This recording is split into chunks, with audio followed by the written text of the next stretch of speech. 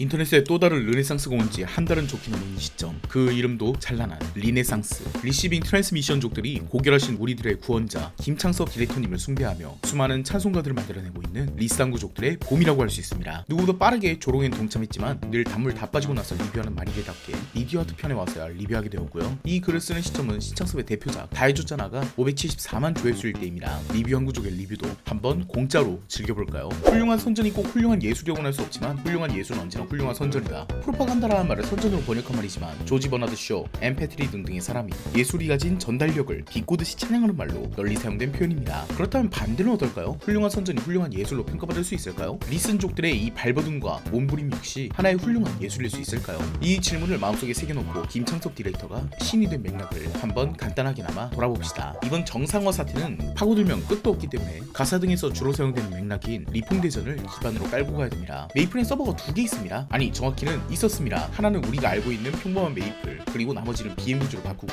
매수거래를 극단적으로 줄인 리부트 서버. 리부트 서버 같은 경우에는 캐시를 여전히 질러야 되지만 최소한 유저들 사이에서의 거래가 제한되어 있어서 본 서버에 비해 부담감이 적은 편이었죠. 대신 매수가 5배 드랍되는 데다가 최종 대비 봉리로 늘어나는 시스템이 생기며 본 서버 경쟁에도 나름의 비교 우위가 생기고 있던 서버입니다. 그럼 본 서버는 어땠느냐? 현재는 많이 건강화된 편이지만 한때 메이플은 뿌띠 리니지라고 불릴 만큼 매우 진입 장벽이 높은 편이었습니다. 오중 강화 나세문이라고 불리는 특유의 강화 시스템 덕분에 메이플은 직작이라고 부르는 스스로 강화해서 스스로 쓰는 플레이가 굉장히 비효율적인 플레이가 되었고, 우습지만 메이플을 가장 효율적으로 즐기는 건 그 전에 유저가 스펙업 등을 이유로 자기 아이템을 경매장에 올리면 그걸 매수로 사서 올라가는 거였죠. 그런데 메이플의 장점이자 단점이 아이템의 가치, 물건의 가치가 잘 떨어지지 않는다는 것이었습니다. 하드 리셋이라고 불리는 경제 대격변을 거의 하지 않거든요. 그래서 많은 유저들이 아직도 10년 전 아이템인 앱솔 시리즈를 끼고 있어요. 부동산 시장으로 비교하면 편한데요. 메이플 유저들 사이에는 부동산 구매자와 비슷한 기저심리가 있어요. 내가 이템을 사서 지금 쓰더라도 이 아이템의 가치는 그대로 온존된다. 근데 부동산에 비교한 것으로 알 수 있겠지만 부동산도 내 다음 사람이 내 집을 안 사주면 집값이 떨어지고 대공황이 오는 것처럼 메이플도 꾸준히 유비가 들어오지 않고 내가 엑시트할 때 내 아이템을 사주지 않는다면 내 템값이 떨어지는 현상을 볼 수 있어요. 또한 템값의 변동은 매수값도 흔들리게 합니다. 자세히 말하면 복잡한데 부동산 가격이 휘청이면 그 경제 자체가 다 함께 휘청이는 거랑 비슷하게 보시면 돼요. 애초에 매수의 수요는 템을 사기 위해서 사는 거니까. 자세한 건 거시경제학 들으시고요. 물론 본섭도 매수를 물통이라고 부르는 무통장 입금으로 지르지 않고도 차곡차곡 돈 벌어서 경매장에서 템을 살 수는 있겠지만 기존 유저들이 물통을 적극 권장하고 실제로도 그냥 템을 현금으로 사서 끼는 게 더 효율적인 플레이다 보니까 리부트 유저들은 이런 본섭이 구조를 템을 유비한테 설거지하는 구조다 라고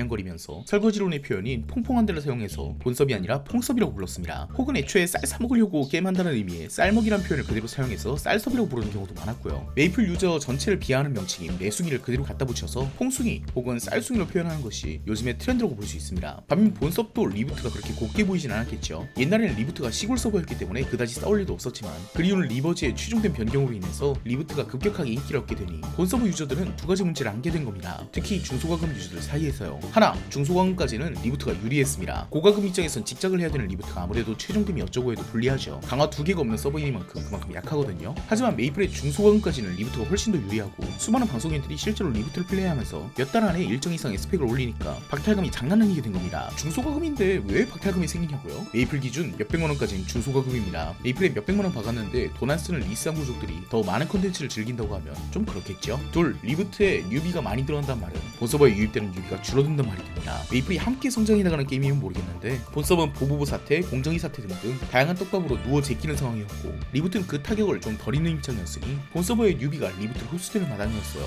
아까도 말했지만 메이플 본서버는 근본적으로 부동산 시장과 비슷해서 새로운 뉴비가 없으면 대공황을 맞을 수밖에 없는 서버입니다. 이건 곁다리인데 리부트가 본서버를 쌀섭이라고 놀렸지만 사실 리부트도 보스파리라고 불리는 현거래 방식으로 쩔어 해주는 시스템이 엄청나게 성행했던 적이 있어서 니네나 나나 결국 뉴비한테 현금 받는 건 같잖아 라고 불만을 가질 여지도 충분히 있었고요. 그래서 아예 돈 안 쓰는 건 제일 잘하면서 인구만 많고 서버 축내는 리선족으로 부르는 것이 일상적이었습니다. 물론 이게 조선족 비하 발언인지라 점점 그 검열을 피하려고 리스 한구족, 리듬 한구족, 리시빙 트랜스미션족 등등 다양하게 변주가 되었긴 합니다만 이 돈 안 쓰는 리슝작이라는 프레임에 맞서서 사탄의 혈육들은 본섭 유저들에게 너희가 하는 무통장 거래는 현질이 아니야 라며 사실 너희도 넥슨에 돈 한 푼 안 쓰는 거라며 열심히 쌍박질을 했더랍니다. 이렇게 리부트 서버와 본 서버 간의 싸움이 매우 격해지도 않았죠. 한 명의 구원자가 내려오는데 정확히는 강원기 디렉터 밑에서 사실상의 총책임을 하고 있던 기획실장 김창석 선생님이 내려와 매조 5바의 정상화라는 은총을 내리시며 리부트 리부트 시위한 유저 중 10만이 접는 대형 사태가 생겨나게 됩니다. 전부 직작을 해야 되는 서버인지라 매수를 버린 양이 성장 속도인 리부트에서 매수 5배 효과가 사라진다는 것은 성장 속도가 최소 5배 느려진다는 것이었죠. 그와 함께 리쌍 구족들의 봄이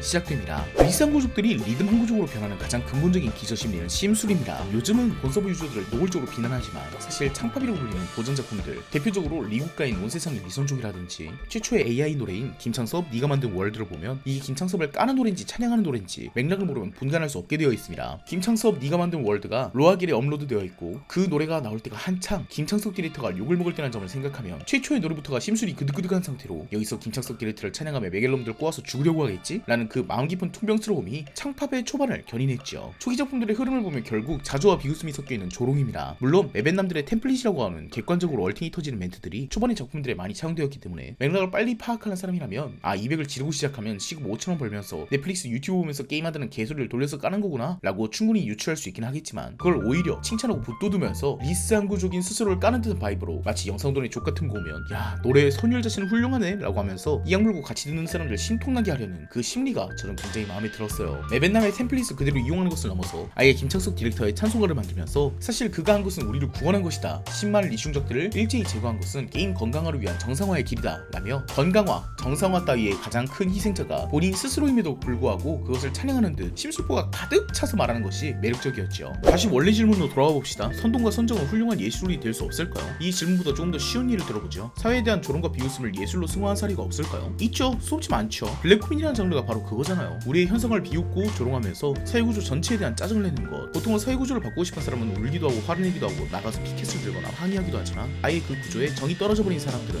캬 역시 우리를 안락사 시켜주시려고 이러는구나 라며 자기 스스로에 대한 처우에 대한 조롱과 상대를 치켜세우는 모양새를 보여주잖아요. 인적 사고에서 조금 벗어나서 많이 과거로 가봅시다. 조나던 스위프트의 겸손한 제안, 아일랜드의 고질적인 경제 불안과 영국에 종속되어 있는 권력 구조를 풍자하는데 그것의 불쾌함과 화를 내는 방식이 아닌 철저히 자주적인 방식으로 비웃는 명작입니다. 이왕 이렇게 된 거 그냥 영국인들한테 우리네 아이들을 낳아서 식용으로 팔아버리자. 그러면 먹여 살릴 아이도 줄고 영국 귀족들도 지미를 맛봐서 행복하고 돈도 벌고 우리네 처지에도 어울리고 이런 겸손한 제안이 어딨겠느냐 하하 하면서 후각을 울리는 구조가 길다 보면 기괴하기까지 한데요. 이 감성을 그대로 창팝에 대입해서 들으면 하하 신창선님께서 우리를 게임에서 구제해주셨어 이런 트로 보여서 동일하게 느껴집니다. 동시대의 다른 나라로 가볼까요? 미국의 인종 갈등을 나타내는 노래 This is America를 볼 수 있습니다. 물론 인종 갈등만 관련된 내용도 아니고 미국의 소비주의 총기 사건, 현대 대중문화도 종합적으로 비판하고 있지만 흑인이란 존재가 어떻게 재생산되고 그들의 문화가 어떻게 대중문화 속에 녹으며 흑인 코드가 어떻게 타자화되는지 어떻게 보면 흑인 스스로를 엄청 까는 노래 같거든요. 흑인이 속물적이고 폭력적이고 그렇다고. 근데 그렇게 가볍게 얄팍하게 소비되는 흑인 문화 뒤에 있는 현실들은 절대 가볍지 않다라는 것을 암시하는 노래예요. 이것도 창법에 갖다 대면 이상적이죠. 리듬 한 구족들은 자신이 겪은 일들을 마치 아무 일도 아니냐 오히려 그 책임자를 찬양하는 듯 가볍고 우습게 소비하고 있지만 그 내부에서 느껴지는 한탄과 우울감을 누군가 캐치해주기를 애타게 바라고 있어요. 실제로 창법 월드컵 같은 거 하면 리슝적들이 가장 좋아하는 방송인은 이미 리슝적들의 맥락을 다 아는 사람이 아니야. 그들이 숨겨놓은 실수를 찾아내서 그들이 겪은 일을 추리한 뒤 함께 경악해주는 방송인 것을 보면